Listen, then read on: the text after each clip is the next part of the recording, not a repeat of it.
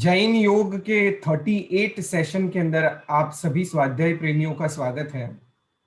समाधि शतक ग्रंथ का आज हमारा 13वां स्वाध्याय है। मैं इस योग के मंच के ऊपर जीतू भाई को आमंत्रित करता हूं। जीतू भाई प्रणाम। प्रणाम नील भाई। जैन योग के इस प्लेटफॉर्म पर हम विगत कई सप्ताहों से पूज्यपाद देवानंदी जी एवं महोपाध्याय यशो विजय जी महाराज विरचित समाधि शतक ग्रंथ का स्वाध्याय करते आ रहे हैं। समाधि हमारी साधना का शिखर है। समाधि तक कैसे पहुंचा जा सके, उसके लिए हमें किस प्रकार की साधना करनी चाहिए, उसका मार्गदर्शन इन दोनों महात्माओं ने अपने समाधि शतक ग्रंथ में एक बहुत ही सुंदर मार्गदर्शन दिया है। पूज्यपाद देवानंदी जी संस्कृत भाषा में रचे हुए श्लोकों के द्वारा और महोपाध्याय यशो विजय जी गुजराती भाषा में रचे हुए काव्य के द्वारा हमें समाधि तक पहुंचने की बात कर रहे हैं। अन्य अन्य अंग योग के, उस अंगों की साधना करते हुए साधक आगे बढ़ता हुआ अंतिम चरण यानी शिखर तक पहुंचता है। यम, नियम, आसन, प्राणायाम, प्रत्याहार, धारणा, ध्यान और समाधि, ये 8 अंगों की चर्चा पतंजलि ने योग सूत्र में कही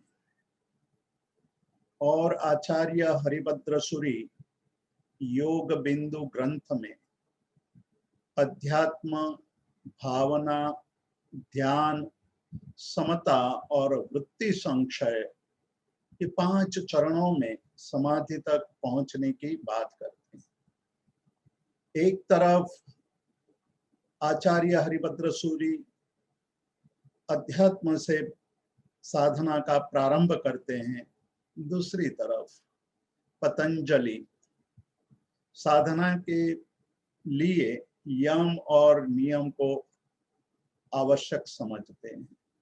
आसन और प्राणायाम तो बाद की बात है। सबसे पहले यम यानी 5 यम, अहिंसा, सत्य, अचौर्य, ब्रह्मचर्य और अपरिग्रह, और आगे चलते हुए शौच, संतोष, तपः, स्वाध्याय और ईश्वर प्रणिधान, ये 5 नियम, इन 5 नियमों की साधना करने वाले ही आसन और प्राणायाम की साधना में आगे बढ़ सकते हैं, ऐसा पतंजलि का मत है। जबकि आचार्य हरिभद्र सूरी कहते हैं कि जब तक अध्यात्म नहीं है, अध्यात्म के बिना ये आत्मिक साधना अधूरी है। वहीं पूज्यपाद देवानंदी जी ज्ञान मार्ग के द्वारा आत्म साधना की बात करते हैं। ज्ञान विश्व में अनेक प्रकार का मौजूद है। इन सभी ज्ञान को तात्विक दृष्टि से देखा जाए तो 5 ज्ञानों में ज्ञान को विभाजित किया है। मति ज्ञान, श्रुत ज्ञान, औधिक ज्ञान, मन पर्यव ज्ञान और केवल ज्ञान। केवल ज्ञान शिखर है। मति और श्रुत से आगे बढ़ना है। मति, श्रुत और औधिक ज्ञान जो छद्मस्त को भी होता है और अज्ञान स्वरूप भी होता है, इसीलिए मति ज्ञान और मति अज्ञान भी कहा है, श्रुत ज्ञान और श्रुत ज्ञान भी कहा है, अवधि ज्ञान और विभंग ज्ञान भी बताया है। लेकिन मनः पर्यव ज्ञान और केवल ज्ञान, ये दोनों ज्ञान मिथ्या नहीं हो सकते हैं, अज्ञान स्वरूप नहीं है, विपरीत नहीं है। तो हमें केवल ज्ञान तक पहुंचना है। वहां तक पहुंचने के लिए पूज्यपाद देवानंदी जी ज्ञान के 3 प्रकारों के तरफ हमें इंगित करते हैं। कहते हैं कि ज्ञान के 3 प्रकार हैं, उस 3 प्रकारों का हमें संक्षेप में चिंतन करना चाहिए। पहला ज्ञान है विषय प्रतिभास रूप ज्ञान। विषय प्रतिभास का अर्थ है कि विषय का बोध होना, विषयों को, पदार्थों को जानना। ये ज्ञान जो हमें पदार्थ के स्वरूप को जानने में मदद करता है, पदार्थ के स्वरूप को हम जानते हैं, केवल वह पदार्थ के स्वरूप को जानना इतना पर्याप्त है। हम कई चीज जानते हैं, कई पदार्थों के स्वरूप को जानते हैं, कई बातें हम जानते हैं, तो वो ज्ञान हमारा विषय प्रतिभास रूप ज्ञान है। उस ज्ञान से आत्मिक लाभ कोई नहीं हो पाता है। आत्मिक ज्ञान के लिए आत्म परिणत मत ज्ञान, आत्म परिणति होनी चाहिए, मतलब वो ज्ञान अंदर अंदर जाना चाहिए, उसका ऐसा अनुभव होना चाहिए कि हम जान रहे हैं। वो निश्चित रूप से वो हेय है या उपादेय है आदि हमें बोध होना चाहिए। और अंत में तत्व संवेदन स्वरूप ज्ञान है, मतलब जो ज्ञान हमें ध्येय उपादेय स्वरूप समझ में आया है, विवेक को जागृत किया है, वो स्वसंवेदन स्वरूप बन जाए, अपने अंदर वो ज्ञान इतना परिणत हो जाए कि उसी प्रकार जो ज्ञान हमें मिला है वही हमारे जीवन में परिणत हो जाए। वो तत्व संवेदन, आत्म संवेदन ज्ञान है। आत्म संवेदन तक पहुंचना है, तो वहां पहुंचने के लिए ये समाधि शतक हमें बहुत ही उपयोगी मार्गदर्शन देता है। पूज्यपाद देवानंदी जी यहाँ एक अलग परिभाषा का प्रयोग कर रहे हैं, और वो परिभाषा और वो मार्ग भी उतना ही महत्वपूर्ण है जितना हमने योग के 8 अंगों के द्वारा समाधि तक पहुंचने की बात कही, या आचार्य हरिभद्र सूरी के द्वारा अध्यात्म से वृत्ति संशय तक पहुंचने की बात कही, या सैद्धांतिक रूप से हम कहें कि विषय प्रतिभास, आत्म परिणति मत और तत्व संवेदन स्वरूप जो ज्ञान है, वो विषय परिणति, विषय प्रतिभास से लेकर हमें तत्व संवेदन तक, स्वसंवेदन तक पहुंचना है।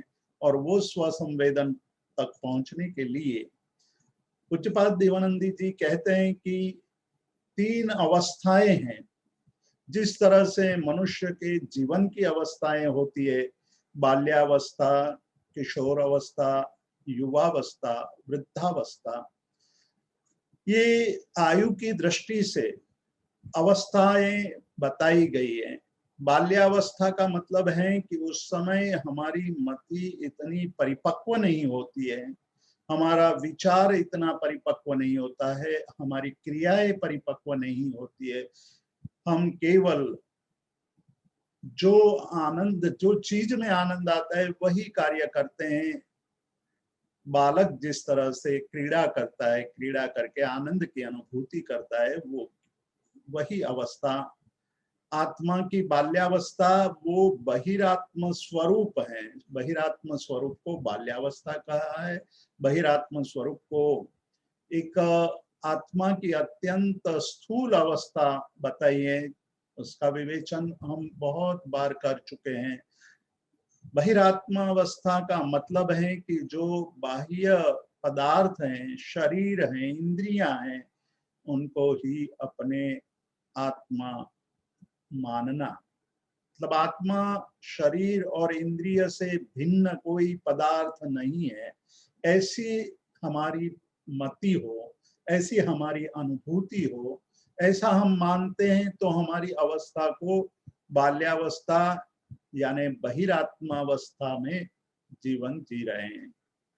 शरीर जो पर हैं उसको स्व मानना, ये सबसे बड़ी गलती है, वो भ्रम है। जो पर है वो हमेशा पर ही रहता है, पर कभी स्व नहीं होता है और स्व कभी पर नहीं होता है। लेकिन जब तक स्व और पर के भेद का बोध नहीं होता है, तब तक हमें पर के परत्व का बोध नहीं होता है। देह को स्व मान करके जीने की स्थिति इस संसार में सामान्य है। सभी लोग देह को स्व मान करके जीते हैं। बहुत कम लोग स्व को, देह को पर मान करके स्व की खोज में निकल जाते हैं। कबीर एक बहुत अच्छी बात कहते हैं कि मैं परमात्मा की खोज करने निकला था।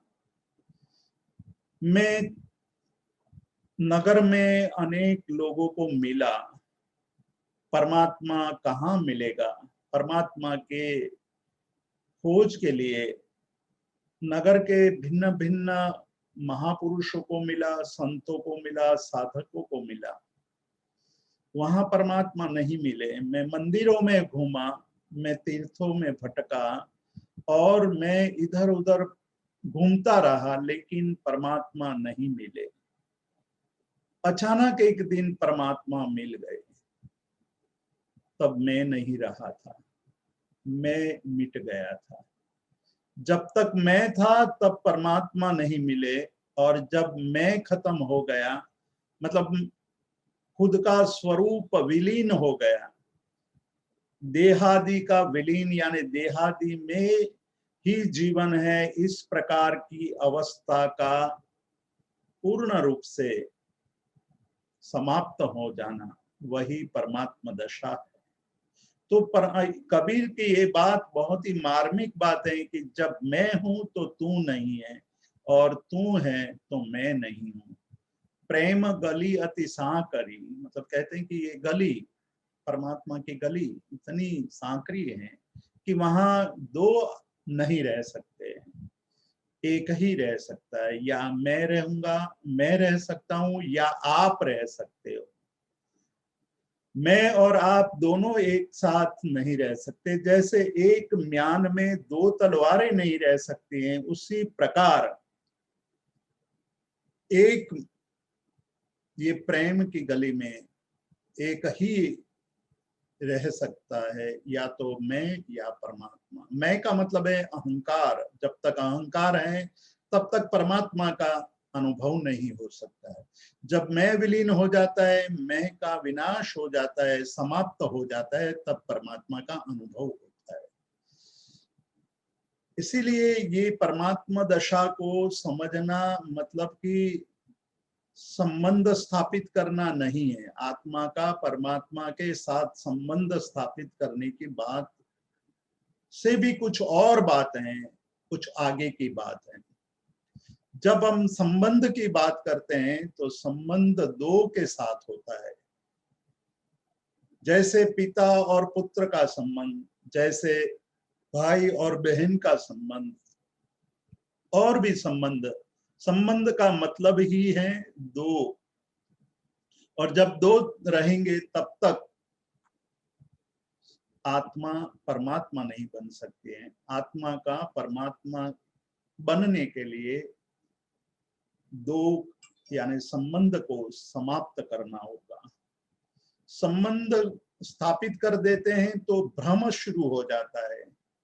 जब हम किसी के साथ संबंध स्थापित करते हैं तब भ्रम ये होता है कि वह मेरा है, मैं उनका हूं, जरूर पड़ने पर वो मुझे मदद करेगा, मैं कभी भी उनके पास जा करके अपने मन की बात कह सकता हूँ, मैं अपने दिल की बात बता सकता हूँ, मेरे सुख दुख का साथी है, ऐसा हम मानते हैं।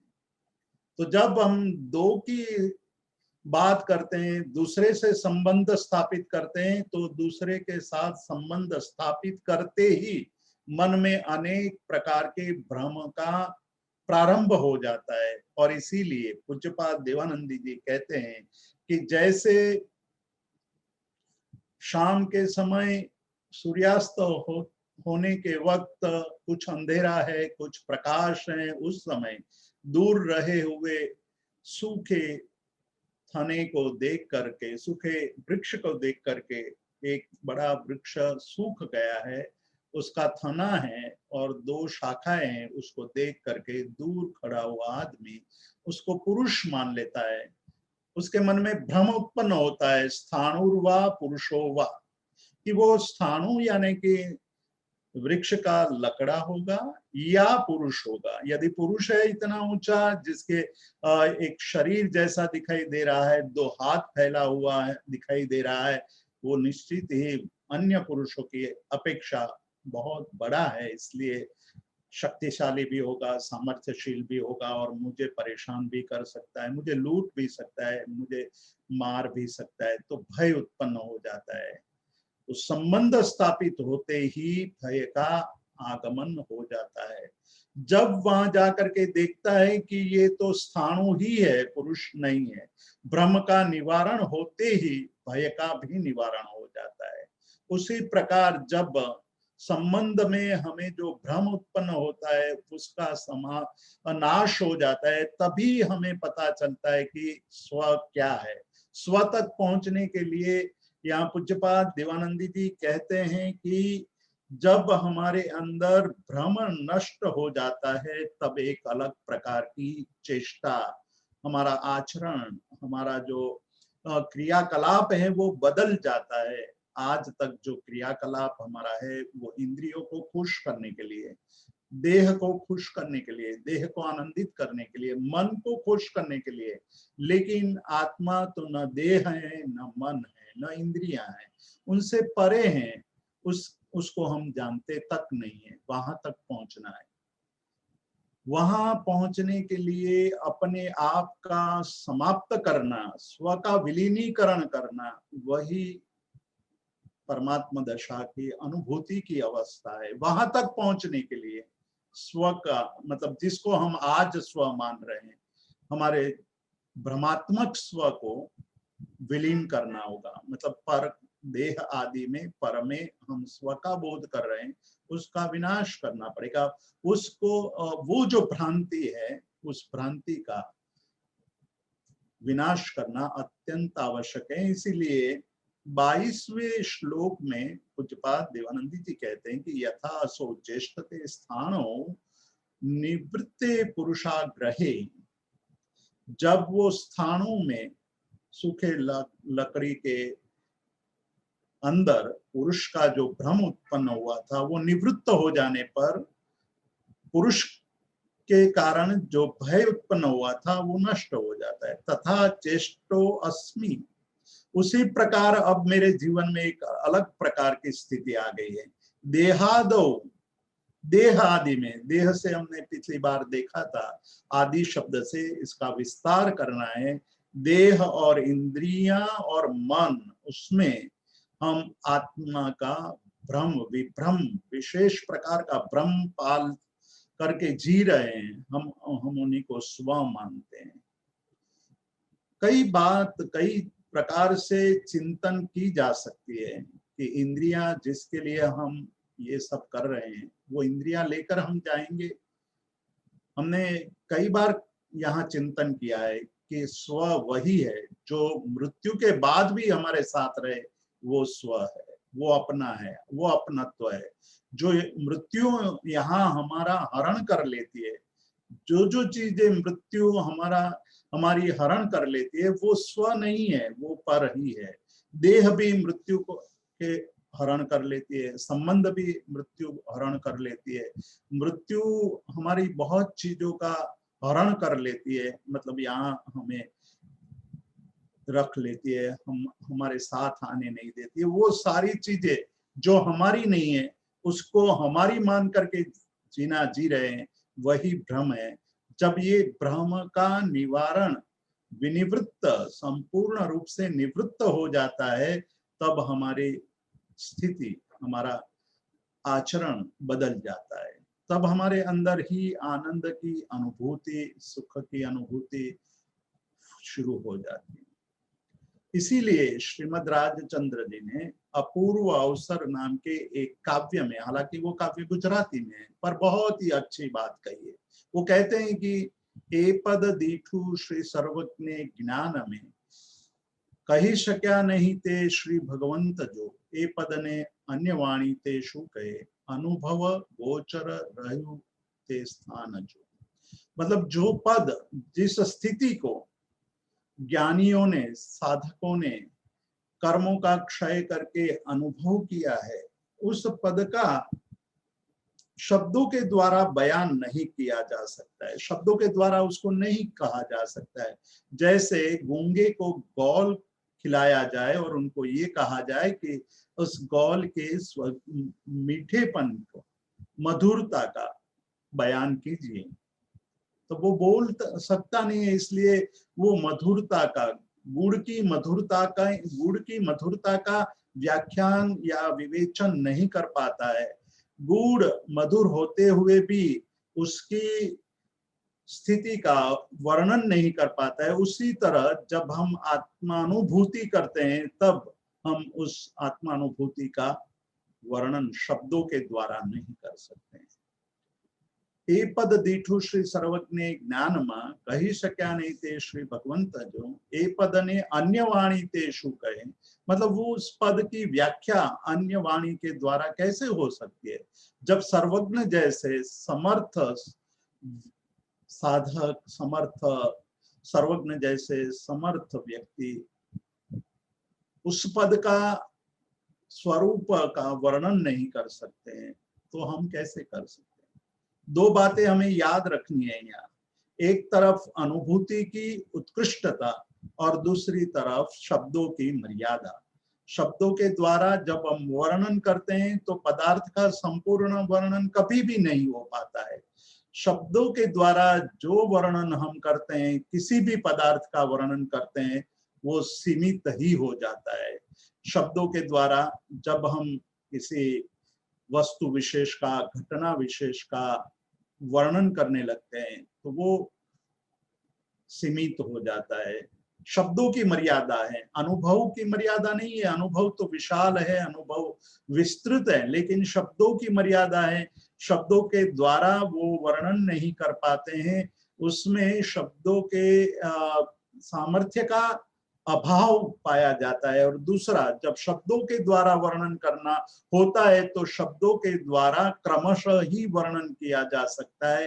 कोई ऐसा शब्द नहीं है इस संसार में कि जिस शब्द के द्वारा हम संपूर्ण या समग्रतया वर्णन कर सकें। तो ये शब्दों की मर्यादा आती है, अनुभव की विशालता की बात है।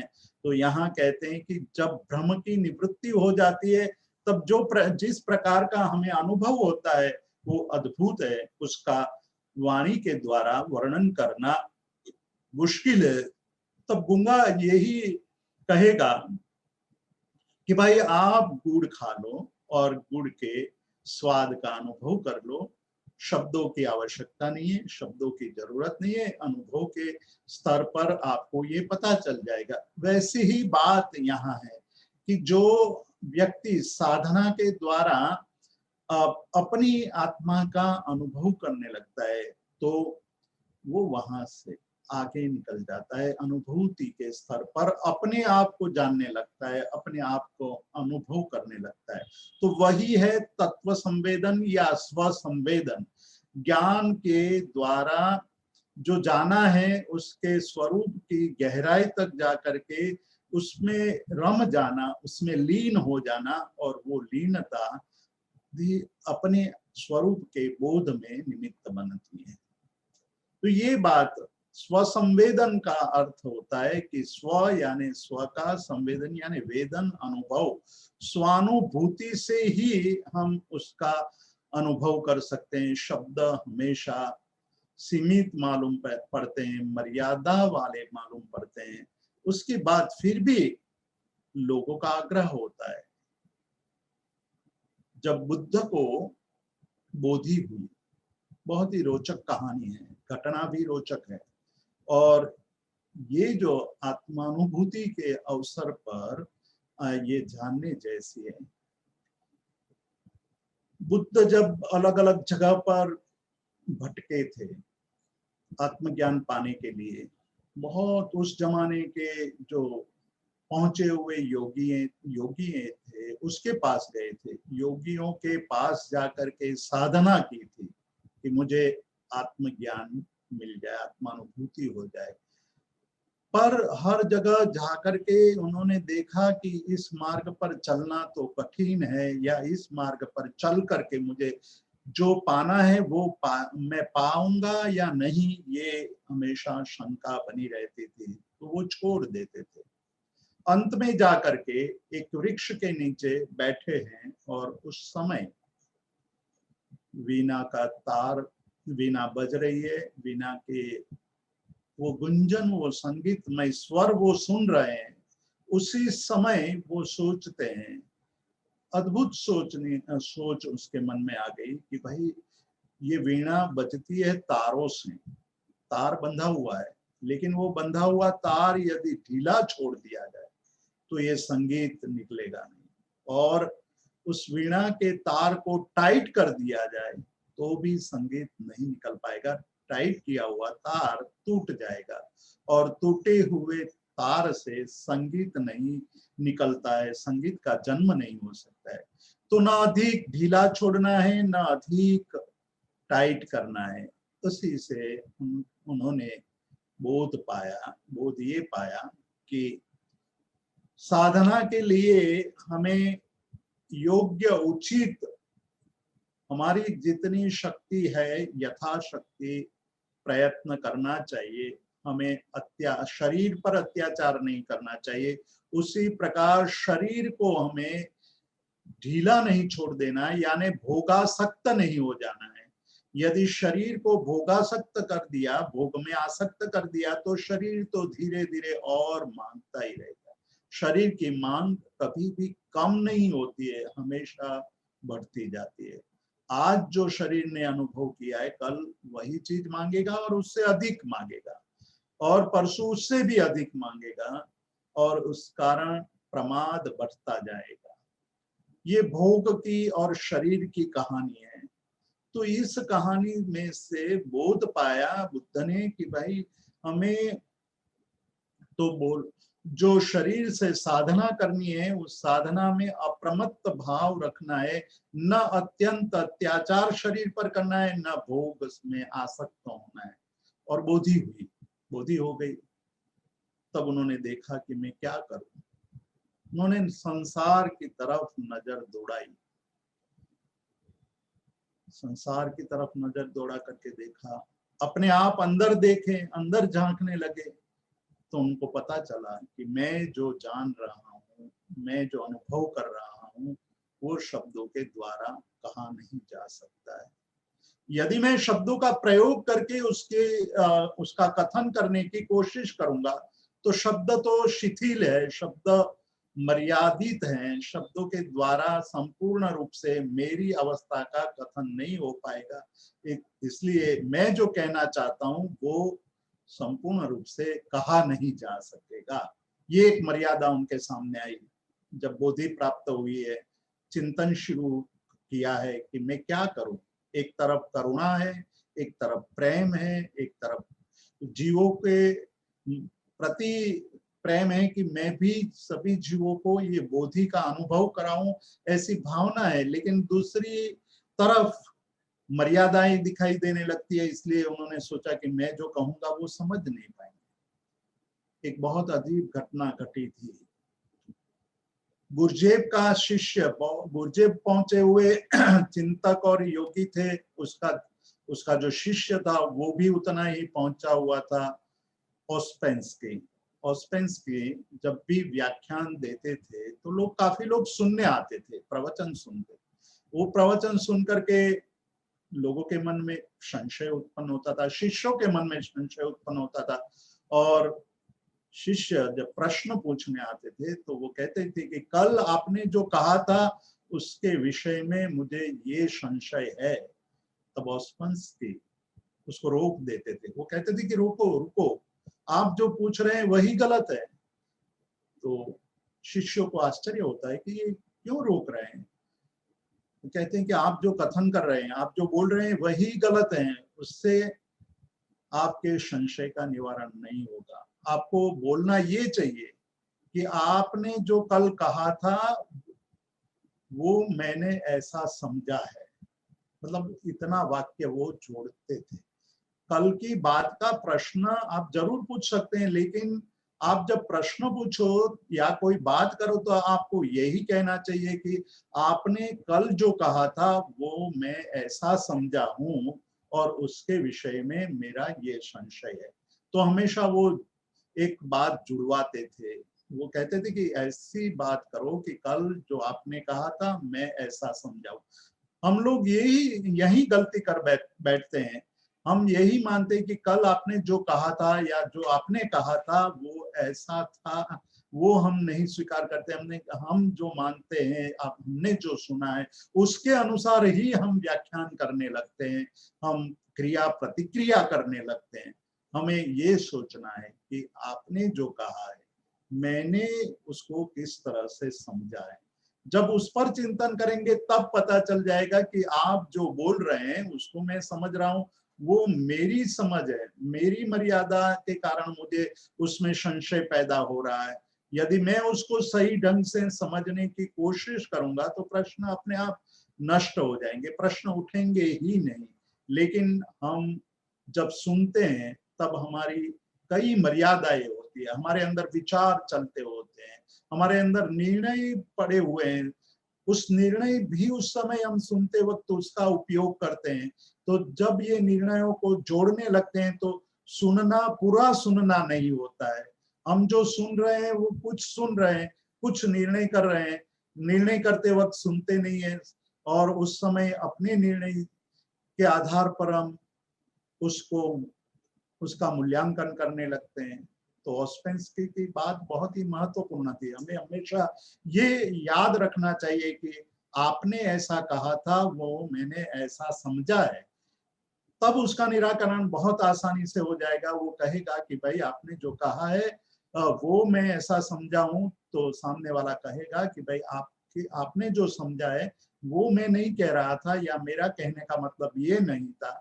ये स्पष्टता हो जाती है। तो ये स्पष्टता के लिए हमारी इतनी योग्यता, हमारे मन में इतनी जागृति होनी चाहिए कि आप जो कह रहे हैं और मैं जो सुन रहा हूं उसमें कितना फर्क पड़ जाता है, उस फर्क का अंदाज लगाना। इसीलिए ऑस्पेंस्की ये बात बार बार दोहराते थे, शिष्य को उसका संस्कार डालते थे, रोकते थे, बार बार कहते थे कि भाई आप जो सुन रहे हैं वो तो आप सुन रहे हैं, लेकिन सुनने के बाद जो आप समझ रहे हैं वो आपकी समझ है, मेरी समझ नहीं है। आपकी समझ यदि विस्तृत होती जाएगी तो आपका प्रश्न भी समाप्त होता जाएगा।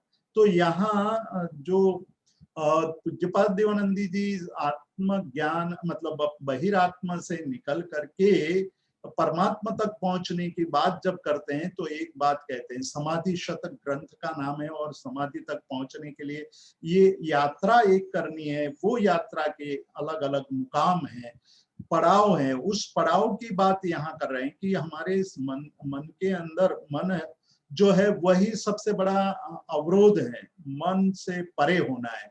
यानी समाधि का मतलब है कि मन का मृत्यु। जब मन का मृत्यु हो जाता है तब समाधि अपने आप होने लगती है।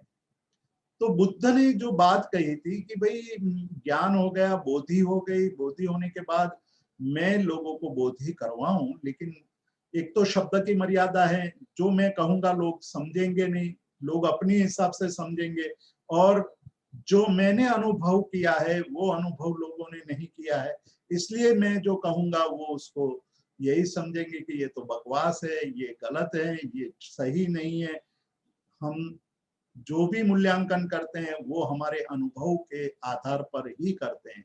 ये हमारी मर्यादा है, ये हमारे मर्यादा के कारण हम जो भी सुनते हैं उसका मूल्यांकन करने लगते हैं, जो भी सुनते हैं उसका अच्छा या बुरा पक्ष हम मन में सोचने लगते हैं। तो वो बात यहाँ बुद्ध के मन में आई तो वो रुक गए। उन्होंने कहा कि अब मैं बोलूंगा नहीं, मुझे बोलने की जरूरत नहीं है। हो सकता है कि मेरी वाणी का दुरुपयोग हो, लोग उसको अलग समझेंगे, गलत समझेंगे, उल्टा समझेंगे, और उससे आत्म साधक बनने की अपेक्षा वो कोई और साधना करने लगेंगे। और होता भी है, हमने देखा भी है कि जब कोई पुण्यशाली पुरुष अपनी बात कहने लगता है तो लोग उसके शिष्य बन जाते हैं, लेकिन शिष्य बनने के बाद अपने अपने ढंग से चौका चालू कर देते हैं और उसी से अलग अलग संप्रदाय शुरू हो जाते हैं। हमें आश्चर्य भी होता है कि एक महापुरुष के शिष्यों ने अलग अलग कितने संप्रदाय खड़े कर दिए हैं। ये संसार की विचित्रता वहां से शुरू होती है, मन के कारण। तो ये मन की मर्यादा का, शब्दों की मर्यादा का बुद्ध को पता था, इसलिए उन्होंने ये तय किया कि मैं बोलूंगा नहीं। तब देव आकर के, मतलब ये घटना रोचक घटना इसलिए है कि देव आकर के बात करते हैं। वो कहते हैं कि आप जो कह रहे हैं वो सही है, हम ये नहीं कह रहे हैं कि हमको समझाने के लिए आप बोलिए, क्योंकि हम तो वैसे भी मूर्ख हैं, हम आपकी बात नहीं समझ पाएंगे।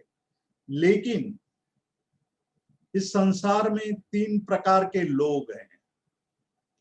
एक मूर्ख लोग हैं, वो मूर्ख लोगों को समझाने की आवश्यकता नहीं है, तो मूर्ख के लिए बोलने की जरूरत नहीं है, और आप उनके लिए मौन रहे यही उचित है, क्योंकि मूर्ख के सामने आप कोई भी उपदेश देंगे तो मूर्ख उसमें से अपने हिसाब से ही अर्थ निकालेगा।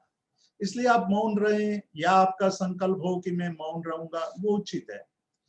दूसरे प्रकार के लोग हैं जो बुद्ध हुए हैं, मतलब साधना करके जो जानना है वो जान लिया है, उसके लिए भी बोलना आवश्यक नहीं है, उसके लिए भी मौन रहे तो हमें कोई आपत्ति नहीं है।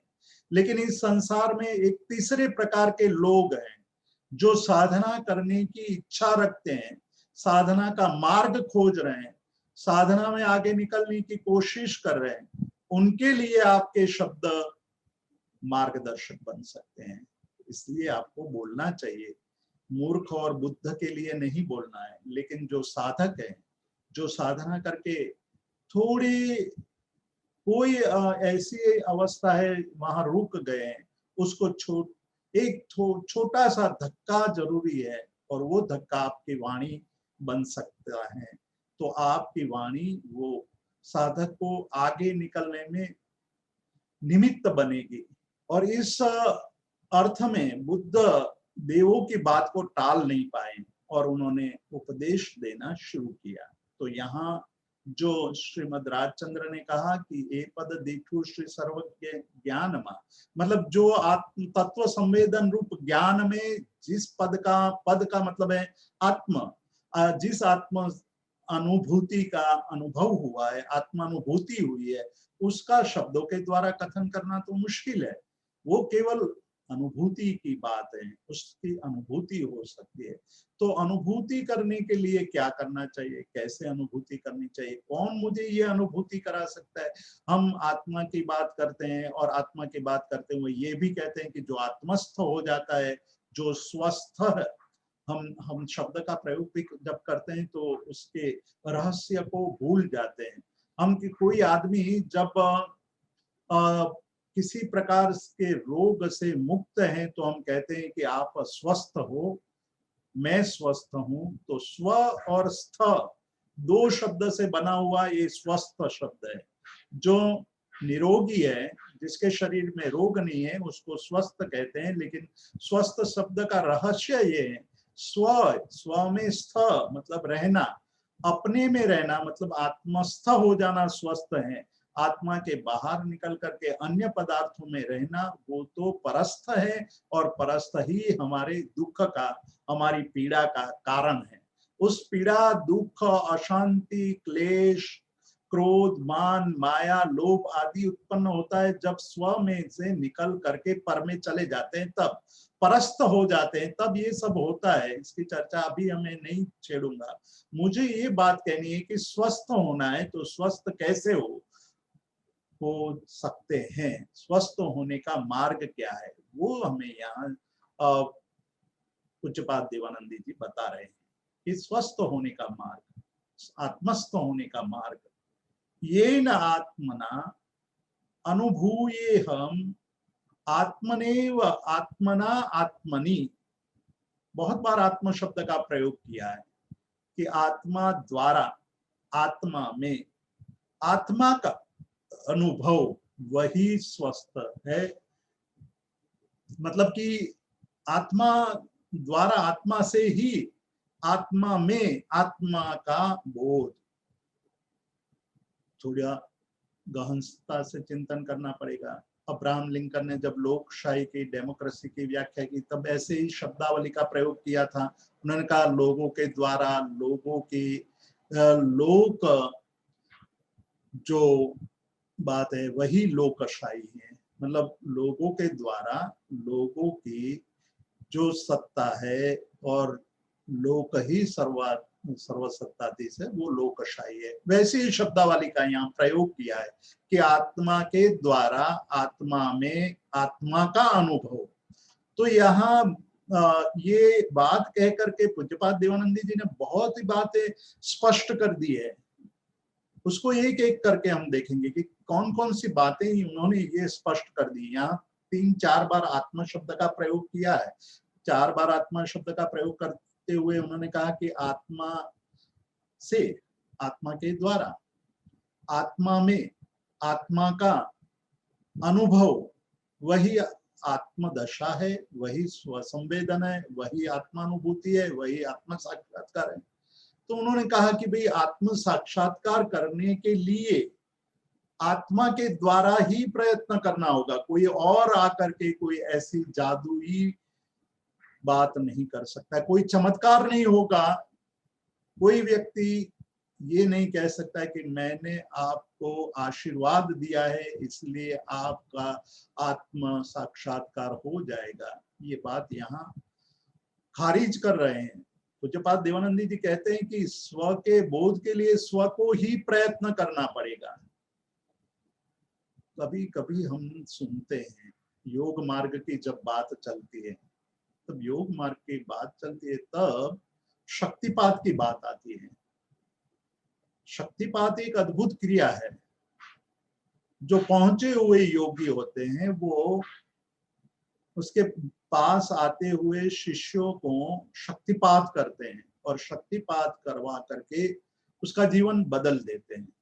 हमें आश्चर्य होता है कि ऐसे पहुंचे हुए योगी, ऐसे समर्थ योगी, जो चमत्कार कर सकते हैं, वैसे योगी शक्तिपात करते हैं और शक्तिपात करने से जीवन में परिवर्तन आ जाता है।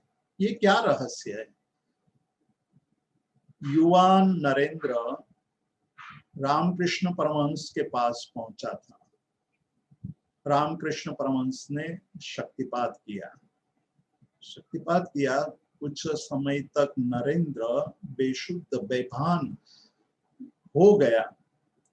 जब वो पुनः जागृत हुआ तो कहता है कि मुझे इतने समय तक ऐसी अद्भुत अनुभूति हुई कि मैं ये अनुभव कर लिया कि मैं इस सृष्टि में नहीं था, मैं कहीं और पहुंच गया था। मैं उस स्थिति का वर्णन नहीं कर पा रहा हूँ। उसमें जो आनंद, उसमें जो सुख और शांति का जो अनुभव हुआ वो शब्दातीत है, उसका वर्णन नहीं कर पा रहा।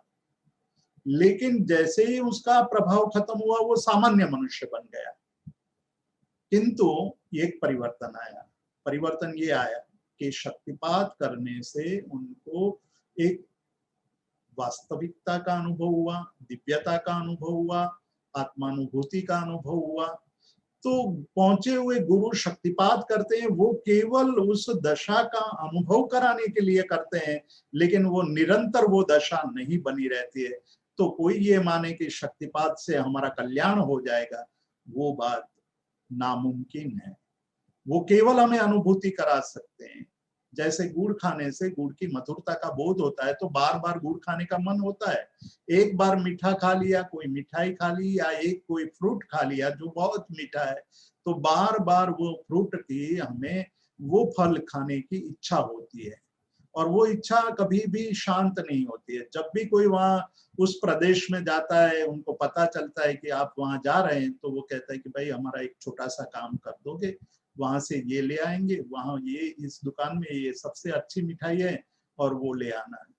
जैसे हम लोग बनारस में पढ़ते थे तो वहाँ ठठेरी बाजार में एक राम भंडार की मिठाई की दुकान थी, वो बहुत ही प्रसिद्ध थी।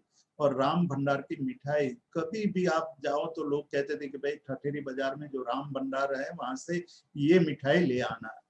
तो ये एक अनुभूति होती है, एक बार अनुभूति होने के बाद बार बार उसका स्वाद चखने का मन होता है। उसी तरह गुरु जब शक्तिपात करते हैं तो शक्तिपात करने पर शिष्य को वो स्थिति स्व में अपने आप में वहां तक पहुंचने की एक तीव्र इच्छा पैदा होती है। तीव्र इच्छा के कारण तीव्र पुरुषार्थ पैदा होता है और तीव्र पुरुषार्थ से साधना का इतना गहन अभ्यास शुरू हो जाता है, वो वहां तक पहुंचा देता है। और वहां तक पहुंचने के लिए मतलब स्व को खपना पड़ता है, किसी और के द्वारा हम वहां तक नहीं पहुंच पाते। तो पूज्यपाद देवानंदी जी ने यहाँ शब्द 3 बार आत्मा के द्वारा, आत्मा में, आत्मा का अनुभव वही अध्यात्म है, वही समाधि है, वही मन का मृत्यु है। जब तक मन पड़ा रहेगा तब तक हम वहां तक नहीं पहुंच पाएंगे। मन तर्क करता है, बुद्धि तर्क करती है, बुद्धि वितर्क करती है, बुद्धि हमारे मन के अंदर प्रमाद पैदा करती है, मन हमारी साधना में प्रमाद पैदा करता है। तो मन से परे हुए बिना समाधि तक पहुंचना मुश्किल है। इसलिए संतों ने समाधि का एक अर्थ किया है कि मन का मृत्यु ही समाधि है। मन को मार देना, मन को खत्म कर देना, मन की अवस्था और मन के अस्तित्व का समापन करना ही समाधि है। तो यहाँ एक अलग शब्दावली में पूज्यपाद देवानंदी जी कहते हैं कि आत्मा के द्वारा, आत्मा में, आत्मा का अनुभव, यानी आत्मा के द्वारा मतलब स्व के द्वारा। यहाँ आत्मा के द्वारा मतलब स्व के द्वारा खुद ही कोशिश करनी पड़ेगी। हम लोग जब साधना के लिए आगे बढ़ते हैं और चमत्कार की बात सुनते हैं, किसी योगी की बात सुनते हैं, तो हम मन में सोचने लगते हैं कि वो योगी की कृपा हो जाए तो कितना अच्छा है। लेकिन उसको खारिज कर रहे हैं, उसको यहाँ निरस्त कर रहे हैं कि भाई कोई भी आदमी कुछ भी नहीं कर सकता है, स्व को ही साधना करनी पड़ेगी। और हमारे तीर्थंकर लो, हमारे भगवान लो, जितने भी भगवान हुए, जितने भी धर्म संस्थापक हुए, उनके जीवन की बात देखोगे तो पता चलेगा कि उन्होंने स्व साधना की, स्वयं साधना की, और वो निकल पड़े और साधना करते करते आगे निकल गए। तो एक बात यहाँ से स्पष्ट होती है कि स्व को ही खपना पड़ेगा, स्व को पुरुषार्थ करना पड़ेगा। दूसरी बात कि वो आत्मानुभूति कहाँ होगी? आत्मानुभूति आत्मा में ही होगी। मतलब कि कोई और पदार्थ में आत्मानुभूति की कल्पना करना वो व्यर्थ है, वो माया है, वो प्रपंच है, वो मिथ्या है। मतलब हम देह में आत्मा की अनुभूति नहीं कर पाएंगे, पदार्थों में आत्मानुभूति नहीं हो सकती, मन में आत्मानुभूति नहीं हो सकती। आत्मानुभूति आत्मा में ही होगी। इसलिए ये दूसरी बार आत्मा शब्द का प्रयोग करके उन्होंने ये स्पष्ट कर दिया कि भाई जब तक आत्मा में आत्मानुभूति करने का आप प्रयास नहीं करोगे तब तक मिथ्या ही आचरण रहेगा। मिथ्या में कभी भी सत्य का बोध नहीं हो सकता है। मतलब मरुचिका से हमारी तृषा कभी भी छिपती नहीं है। मरुचिका एक भ्रम है। उसी तरह परमे आत्मा की खोज करना, वो अनंत काल तक घूमते रहेंगे। अनादिकाल से तो हम घूमते आ ही रहे हैं और अनंत काल बीत जाएगा तब भी हम वहीं की वहीं खड़े रहेंगे। जहां आज है वहां अनंत काल के बाद, अनंत जन्मों के बाद भी हम परमे स्व का अनुभव नहीं कर सकते हैं। ये दर्शाने के लिए उन्होंने दूसरी बार आत्मा शब्द का प्रयोग किया कि आत्मा में ही आत्मानुभूति हो सकती है। आत्मा के बाहर अन्य पदार्थों में आत्मानुभूति की कल्पना करना व्यर्थ है, मिथ्या है, और उस मिथ्या को टालना होगा। तो आत्मा में आत्मानुभूति किस तरह से? आत्मा द्वारा, आत्मा के द्वारा, आत्मा में आत्मानुभूति एक अवस्था है।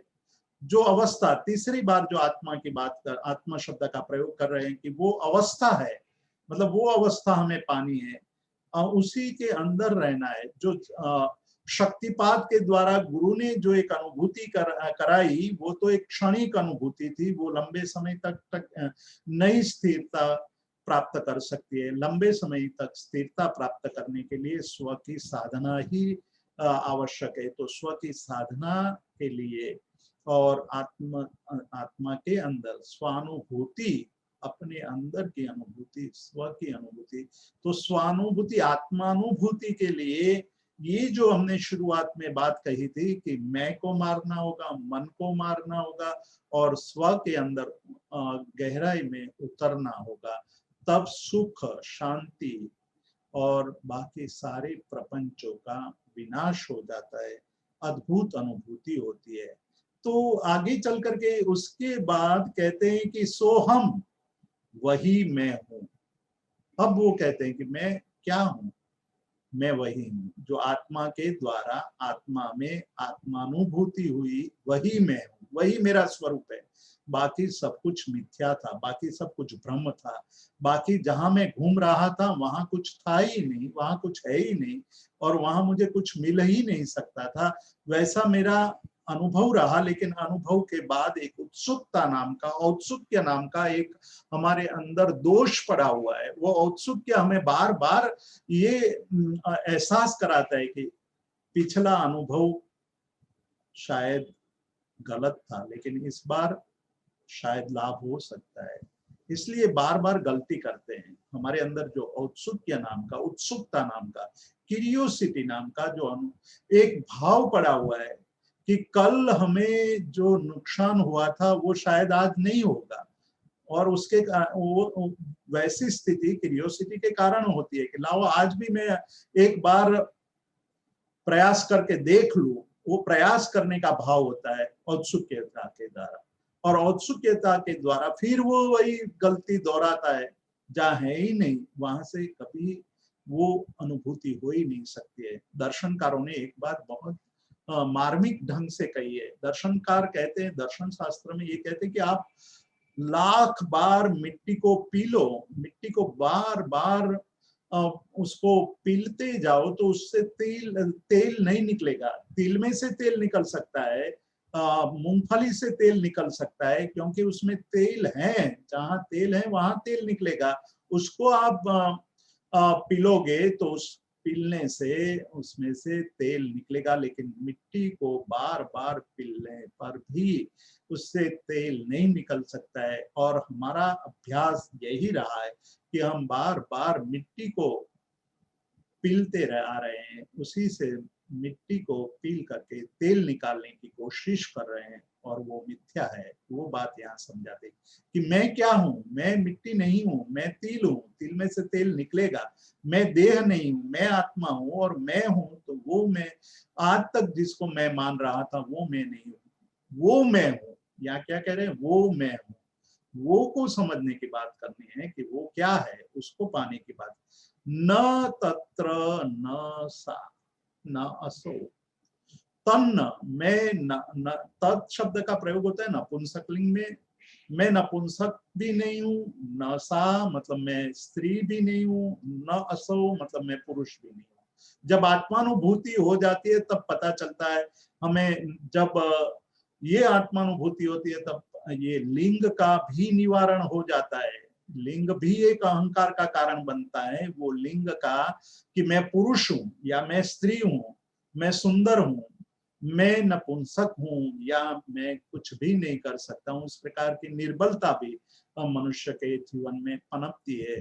वो सब मिथ्या है। वो कहते हैं कि वो न नपुंसक हूँ, न मैं स्त्री हूँ, न मैं पुरुष हूँ, मैं इन सबों से पर हूँ।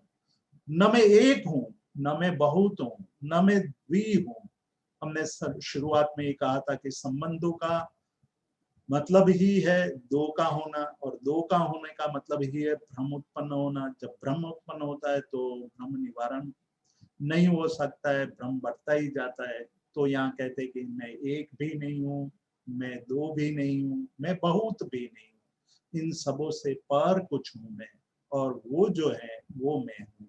यहाँ मुझे याद आता है जब उपनिषदों में शिष्यों ने गुरु से पूछा था कि मैं क्या हूँ, तो गुरु जवाब एक अलग पद्धति से देते थे। वो पद्धति थी नेति। कहते कि पूछो और पूछो कि आप कौन है। तो वो कहता है कि क्या मैं शरीर हूँ, तो कहते थे नेति। ना आप शरीर नहीं हो, तो कहता है कि मैं इंद्रियां हूँ, तो कहे नेति, आप इंद्रिया भी नहीं है। तो वो पूछता मैं मन हूँ, तो कहता वो भी नहीं है। तो मैं विचार हूँ, तो कहा नहीं वो भी नहीं हो। जब सारे प्रश्नों नेति नेति न इति करते गए, तो कहते कि तो क्या हूं मैं।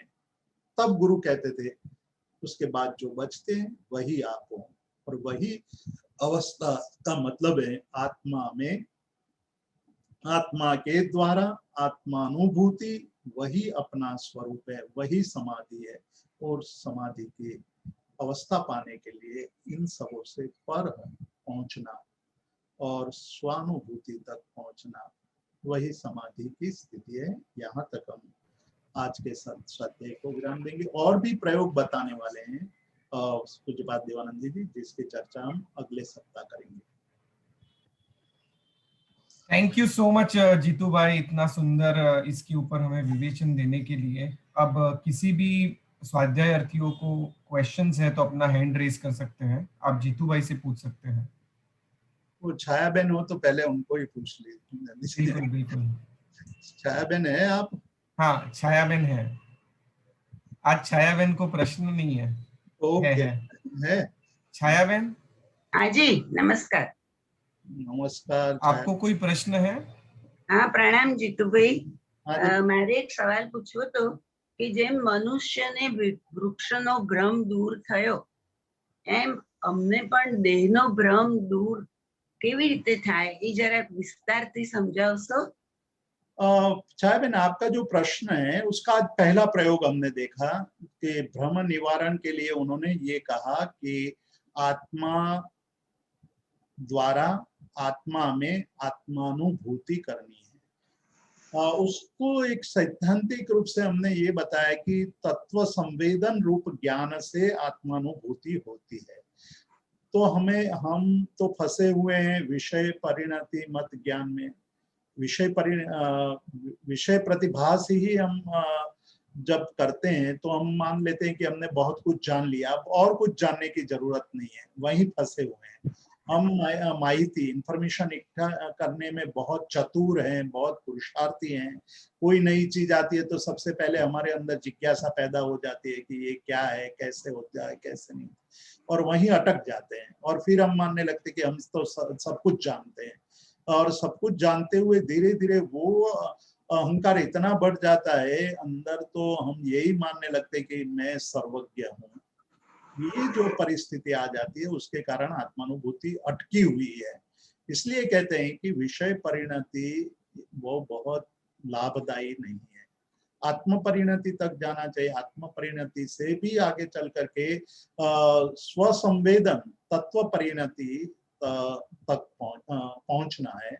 तो वहां तक पहुंचने के लिए उन्होंने एक मार्ग बताया कि आत्मा के द्वारा, मतलब स्व के साधना के द्वारा स्व को जानने की जो कोशिश है वो स्व के द्वारा, स्व में स्व का बोध। तो स्व में स्व का बोध तो जब तक हम देह और मन से पर नहीं होंगे, मतलब ये हम नेति नेति वाली बात मैंने इसलिए की कि हम जब तक ये नहीं मानने लगेंगे, अनुभूति के स्तर पर तत्व संवेदन तक नहीं पहुंचेंगे कि देह नहीं हूँ, मन नहीं हूँ, इंद्रियां नहीं हूँ, मैं कुछ और हूँ। तो जो नहीं हूँ उनको निकालते जाइए, उनको दूर करते जाइए। ये पहला प्रयोग है।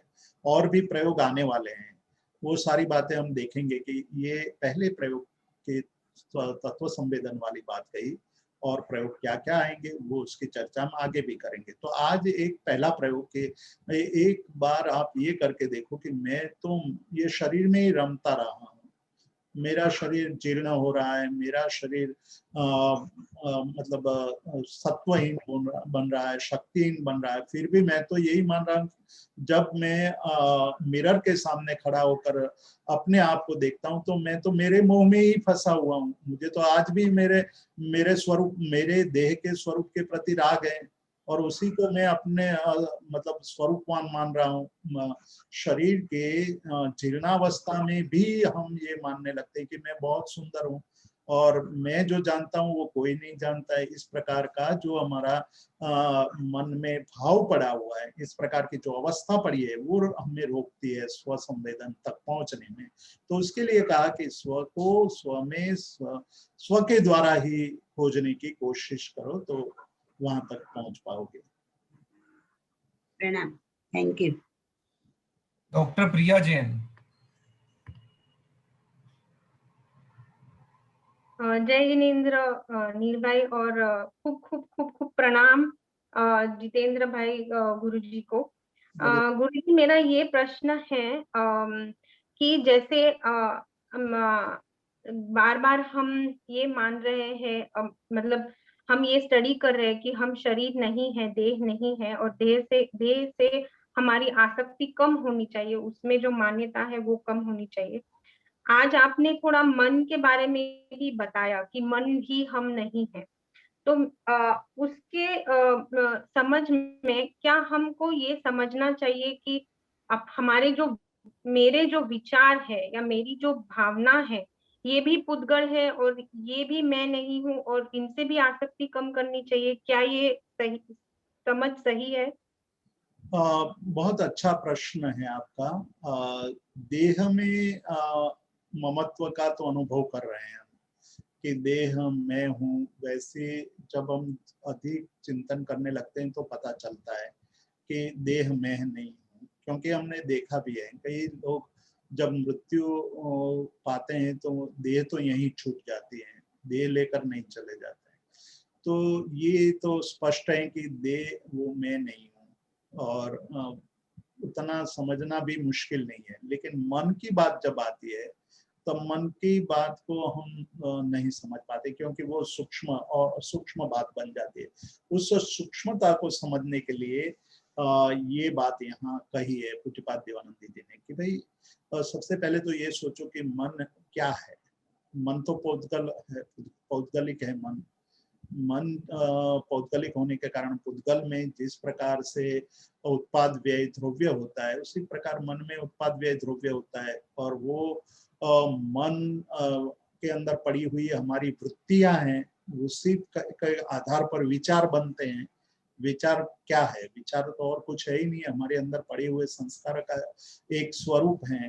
मतलब वस्तु विचार नहीं है, वस्तु तो पदार्थ हैं, वो बाहर हैं, लेकिन उस पदार्थ को देख करके हमारे मन के अंदर जो भाव पैदा होते हैं वो विचार है। और विचार हमारे मन के अंदर पड़ी हुई वृत्तियों के आधार पर बनते हैं।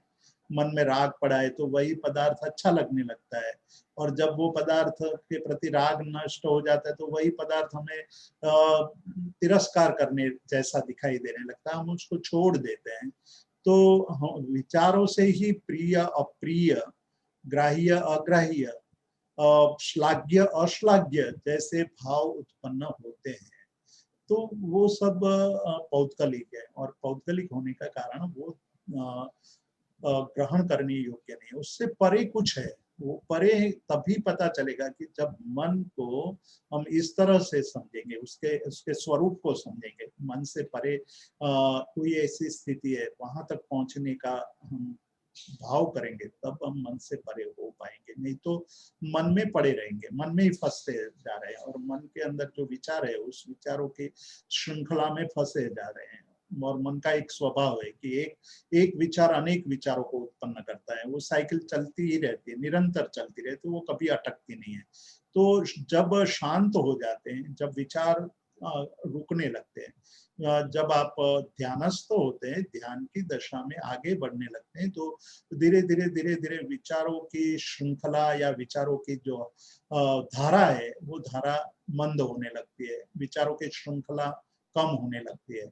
और एक समय आता है विचार अटक जाते हैं, विचार रुक जाते हैं, और विचार रुक जाता है तब हमारे अंदर प्रवेश करने का मार्ग खुलता है। उसके पहले मार्ग नहीं खुलता है, तब तक हम विचारों में फंसे रहते हैं। तो इसीलिए आज हम लोगों को ये कहा जाता है, जो ध्यान मार्ग में आगे बढ़ते हैं वो कहते हैं कि भाई हर रोज एक ऐसा समय निकालो, एक जगह बैठ करके, शांत जगह होनी चाहिए, पवित्र जगह होनी चाहिए, शरीर शिथिल छोड़ देना है, आंखें बंद करके मन के विचारों को देखते हुए धीरे धीरे धीरे, न राग करो न द्वेष करो विचारों के प्रति।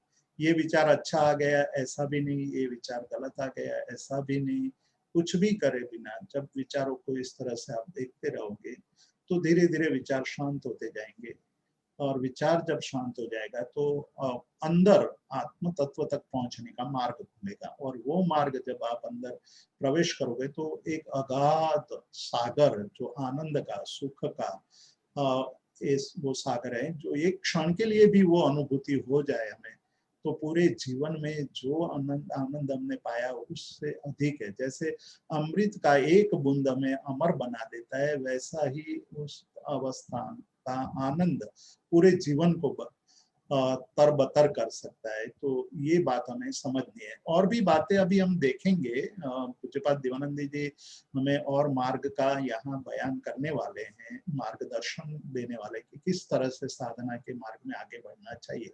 तो यहाँ जो आज जो बात कही वो बात में बहुत महत्व की बात यह कि आत्मवाद, आत्मा का सिद्धांत कि स्व के पुरुषार्थ के द्वारा ही वहां तक पहुंचा जा सकता है। कोई किसी के उपदेश से, कोई किसी के आशीर्वाद से, कोई किसी जाप से, कोई तप से वहां नहीं, खुद के पुरुषार्थ से। खुद की जागृति जितनी बढ़ती जाएगी, स्व का जागरण जितना बढ़ता जाएगा, पुरुषार्थ उतना ही अधिक होता जाएगा, और जैसे जैसे पुरुषार्थ बढ़ता जाएगा वैसे वैसे आत्मानुभूति की दिशा में आगे बढ़ते जाएंगे, और एक समय वो स्थिति आएगी जिस समय हम उसका अनुभव कर लेंगे, कर पाएंगे। खूब खूब खूब अनुमोदना, खूब खूब थैंक यू गुरुजी, thank you so much, thank you. Next question Praveen भाई मेहता, आप पूछ सकते हो। हेलो हेलो आगे संभळाय છે? हेलो हाँ बोलो प्रवीण भाई, संभळाय છે। प्रणाम जीतूभाई, મારે એટલું જાણવું હતું કે આ સમાધિ શતકનો ગુજરાતીમાં અનુવાદ થયેલો છે? सबको हम लोगों ने भेजी हुई है पीडीएफ, आप अपने मेल चेक कीजिए। नील भाई हमने भेजी है ना सबको? हाँ हाँ हमने भेजी है, शायद इन्होंने ग्रुप थोड़ा लेट ज्वाइन किया होगा तो आज वापस हम लोग ग्रुप पे भेज देंगे पीडीएफ। हमने गुजराती अनुवाद और मेरे ख्याल से ये जो यशो विजय जी वाली, जो यशो विजय सूरी महाराज भक्ति योगाचार्य, उनके प्रथम भाग मतलब दोनों किताबों का पीडीएफ भेजा है।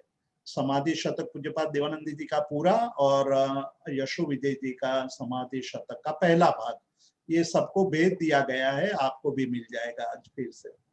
Thank you very much, thank you. Mahendra भाई आप पूछ सकते हो प्रश्न।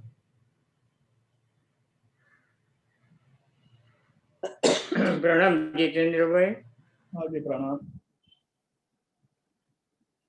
अभी जो बहन ने प्रश्न, मैं नाम तो भूल गया हूँ, प्रिया बहन है जो प्रश्न पूछा था और आपने जो विस्तृत उत्तर दिया जी।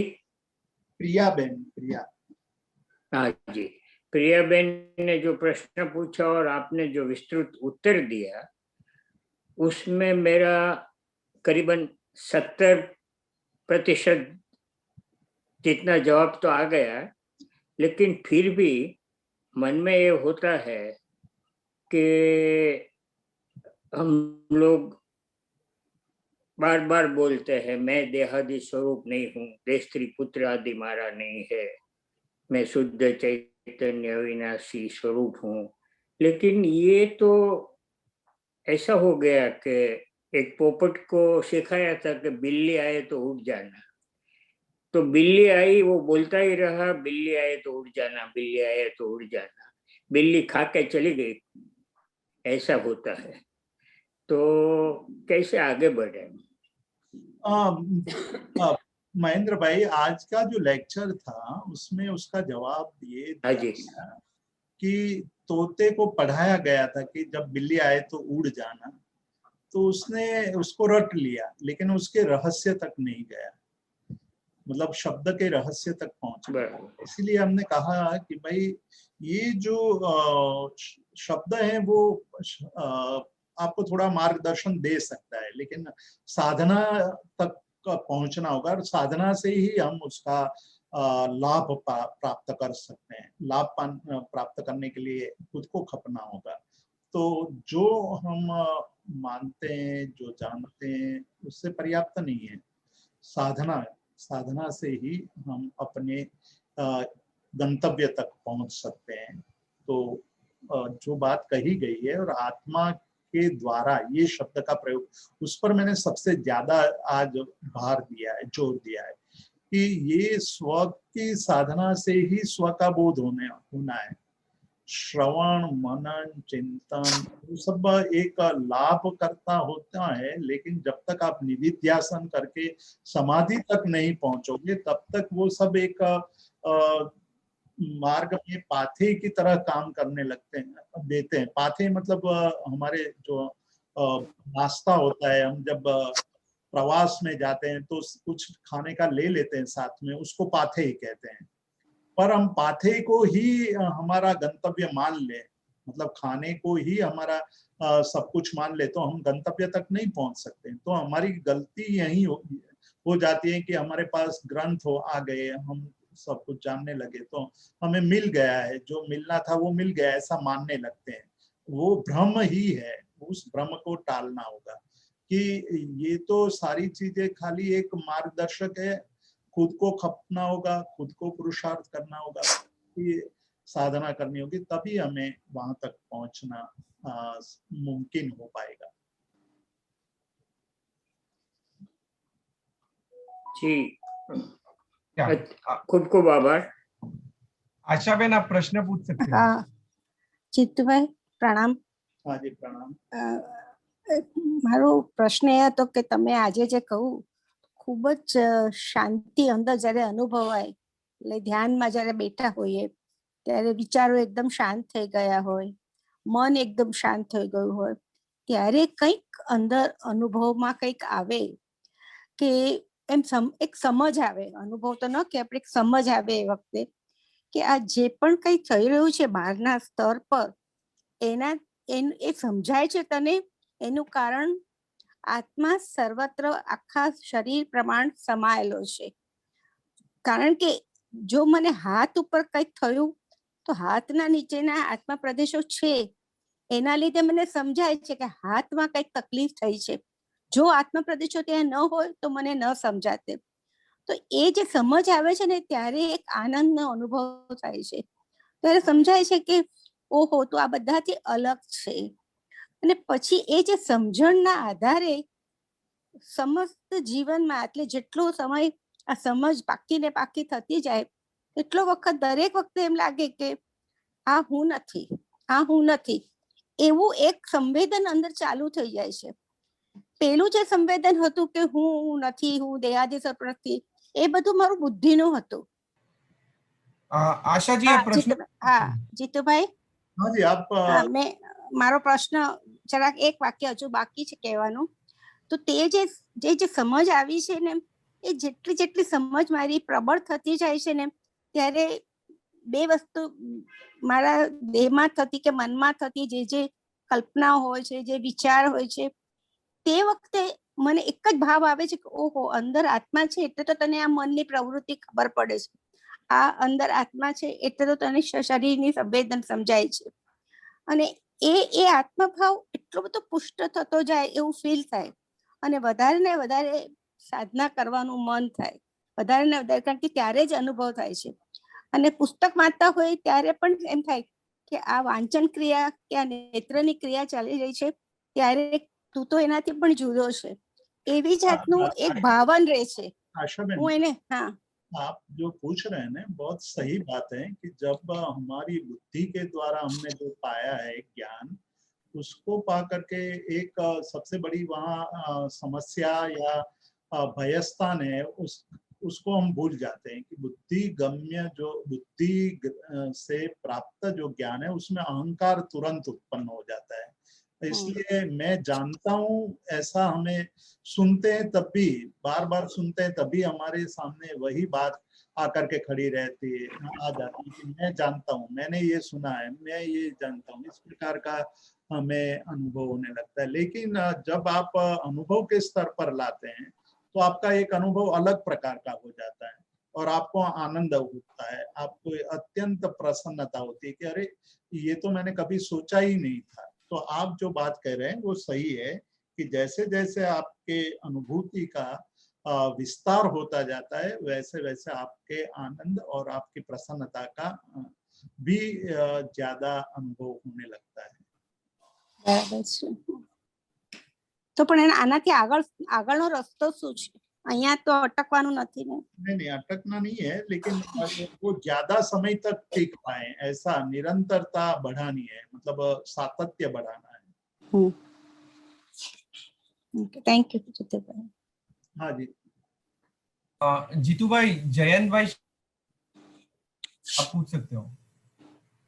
પ્રણામ જીતુભાઈ, એક બહુ બેઝિક ક્વેશ્ચન એક થાય છે કે શરીર છે 5 ઇન્દ્રિય છે અને મન છે, તો આમાં હાર્ટનું હૃદયનું કેમ સ્થાન નથી?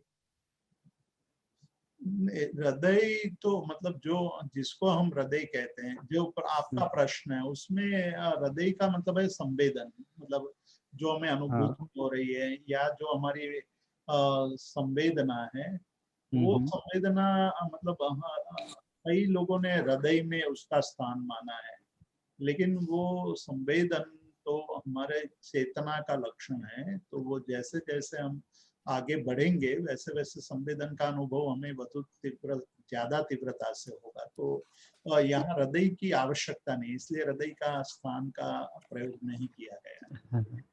એમ કહી શકાય કે સંવેદન જે છે ચિત્ત દ્વારા થાય છે, એટલે ચિત્ત એટલે જ આત્મા, એટલે એનો સમાવેશ નથી, એમ બીજી રીતે કહી શકાય?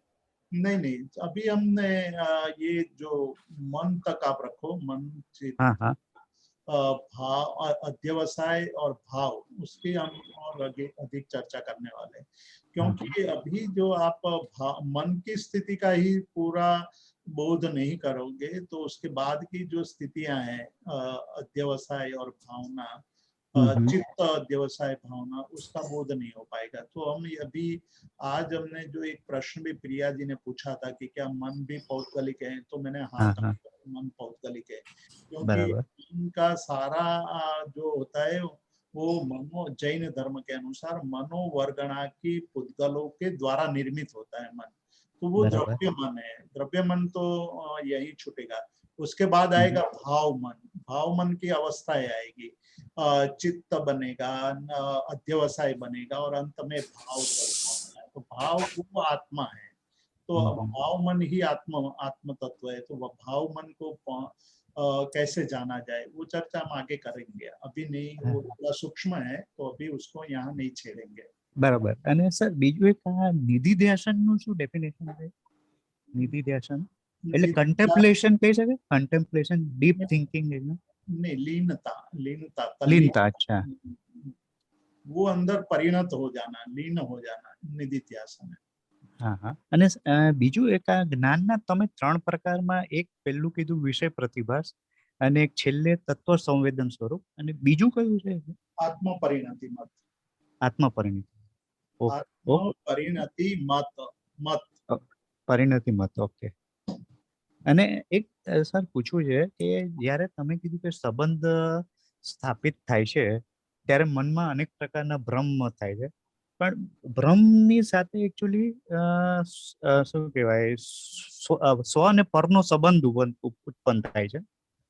पर आप जब ये स्व की बात कर रहे हैं, मतलब संबंध की बात मैंने कही, तो संबंध में अधिकतर हम सही समझ नहीं पाते हैं, भ्रम उत्पन्न हो ही जाता है।